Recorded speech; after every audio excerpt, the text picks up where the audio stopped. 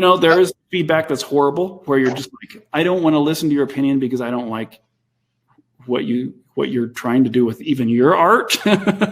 so sometimes there's the feedback where it's just like, man, you're just you have a chip on your shoulder and you're just trying to tell everyone else what they're doing wrong because maybe you're unsatisfied with your own art. So anyway, there you got to judge feedback too.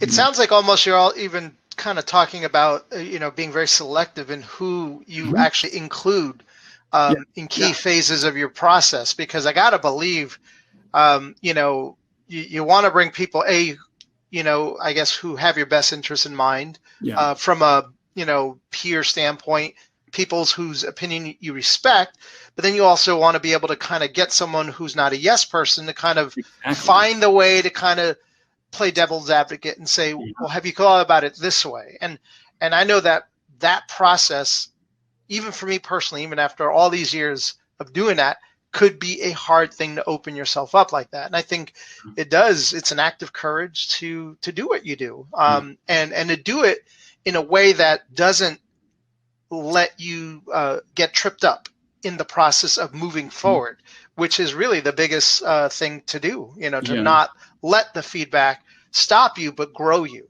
and grow you forward. And I think that's great to hear about that part. I think it's really wise to spend the time to do it the way you think best yourself, uninterrupted, undistracted, unfragmented, and then take that finished product to someone and say, does this do what I'm trying to get it to do for you? And, does this hit all the right notes and all that stuff? And then so, because if you take feedback sometimes right in the middle, and this may not work all the time, but sometimes if I take feedback right in the middle of the creative process, then I start following the feedback, and then I wish I would have done it my way the whole time, and then it maybe doesn't sell, and then I'm bitter that I took the feedback because I should have done it my way. So, sometimes you just have to prove your own concept first and prove that it doesn't work, and then change it. But it's done. At least it's done. Exactly. Yeah, exactly. So it's not a stillborn idea that just barely got out of the gate. It's a statement. It's a full statement.